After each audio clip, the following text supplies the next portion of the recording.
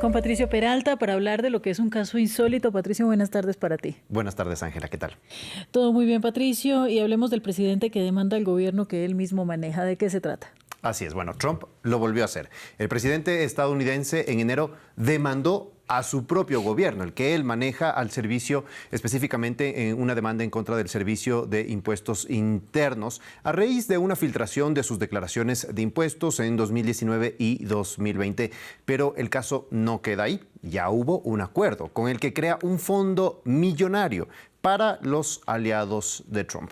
Vamos por partes. Empecemos con esta demanda. Trump, sus dos hijos mayores y la organización Trump demandaron al Servicio de Impuestos y al Departamento del Tesoro por esta filtración. Exigían $10,000 millones al Servicio de Impuestos por la filtración que hizo un excontratista, Charles Littlejohn, quien accedió a esas declaraciones y las filtró a la prensa. Alegan, pues, la defensa de Trump, que no tomaron medidas preventivas en el Servicio de Impuestos y causaron daños a la reputación y a las finanzas, así como empañaron su reputación empresarial.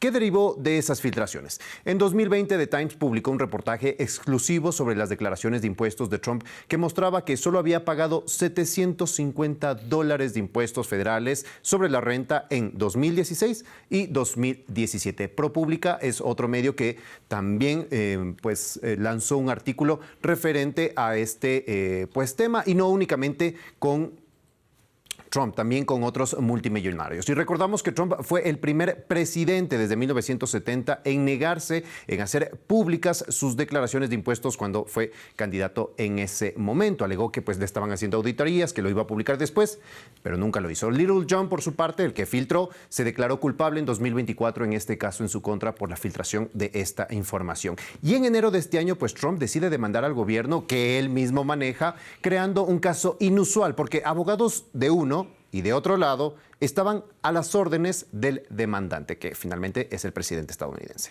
Patricio, ¿qué pasó con la demanda y qué incluye el acuerdo? Bueno, Trump y el Servicio de Impuestos empezaron a negociar para no tener un juicio largo y extenso. ¿Quiénes negociaban? Pues la defensa del Servicio de Impuestos, que lo hace el Departamento de Justicia, que está bajo el control de Trump, y del otro lado, la defensa de Donald Trump.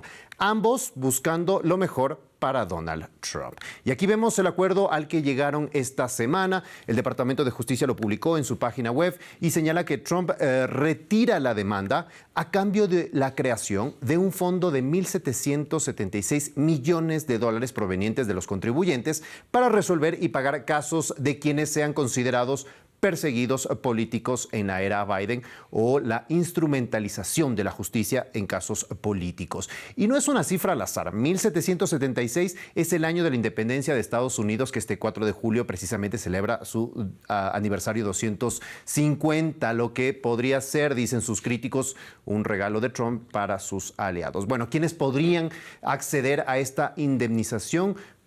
Son los que finalmente demuestren esta persecución política. Los más de 1,600 personas, por ejemplo, procesadas por el violento asalto al Capitolio. También quienes justamente las críticas fueron que hay dentro de este grupo de personas hay quienes golpearon a policías o destruyeron infraestructura, y esto ha generado malestar en los adversarios políticos, pero es una indemnización que no es solo justamente para ellos. Cualquier aliado de Trump podría acceder a este fondo, incluso ex senadores republicanos, porque además estará controlado por aliados de Trump. Blanche, el fiscal general interino, nombrará a 4 de los 5 miembros que decidirán sobre a quiénes pagar finalmente, y Trump, si no está de acuerdo, podría despedir a cualquiera de ellos. Y aquí algunas reacciones de los demócratas. Donald Trump ha convertido al gobierno federal en su red de extorsión personal. Este acuerdo es corrupción en estado puro. Obligar al IRS a abandonar todas las auditorías pasadas y presentes contra Trump, su familia y sus negocios, mientras desvía $1,800 millones de los contribuyentes hacia sus amigos, compinches y empresas vinculadas a Trump. Es un caso de tráfico de influencias en su forma más grotesca. Bueno, Schumer dijo que es un caso de corrupción claro y evidente, porque Trump negocia consigo mismo un trato judicial. mencionó y pues ha levantado las alertas justamente sobre cómo él está manejando también la justicia a favor de él. Ahora, más cosas se acordaron en este caso. Así es, el gobierno retirará también las reclamaciones fiscales contra el presidente en un uso extraordinario del poder ejecutivo, otro de Donald Trump. Estados Unidos tiene prohibido y excluido para siempre de examinar o enjuiciar a Trump, a sus hijos y a la organización Trump en relación con las auditorías fiscales actuales, a las existentes. Es decir, todas estas dudas que había sobre estas declaraciones de impuestos en todos estos años ya no se pueden investigar.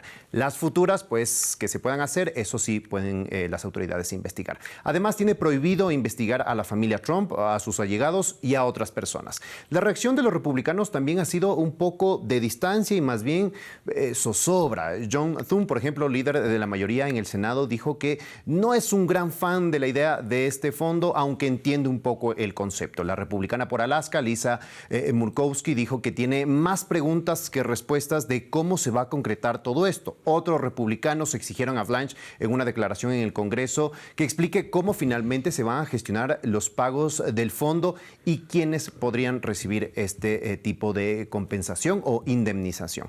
Entonces, hay voces que cuestionan precisamente cómo el dinero de los contribuyentes se están destinando a intereses del propio Trump. Como vemos, este fondo para los aliados que aleguen persecución política en la era Biden. Pero también hay otros proyectos, como el salón de baile, que aunque dijo que es netamente con donaciones privadas, Trump también buscaría, según señala CNN, la aprobación en el Senado de un monto importante destinado para esta construcción. La guerra en Irán, también financiada por los contribuyentes, el arco que intenta construir, así como el jardín de estatuas y una pintura del estanque son algunos de los proyectos que pues le interesan a Donald Trump y que finalmente será realizado con dinero de los contribuyentes. Pero además muy polémico esto, que es más o menos destruir un poco una obra histórica que es la Casa Blanca, ¿no? Con este Aparte nuevo de salón. también, claro, todas las reconstrucciones que se tienen que hacer, evitando un poco el tema histórico también de la Casa Blanca. Bueno, en fin, muchas gracias, Patricia, a ti por la información. A ti, Ángela, ya nos vemos. Ya viene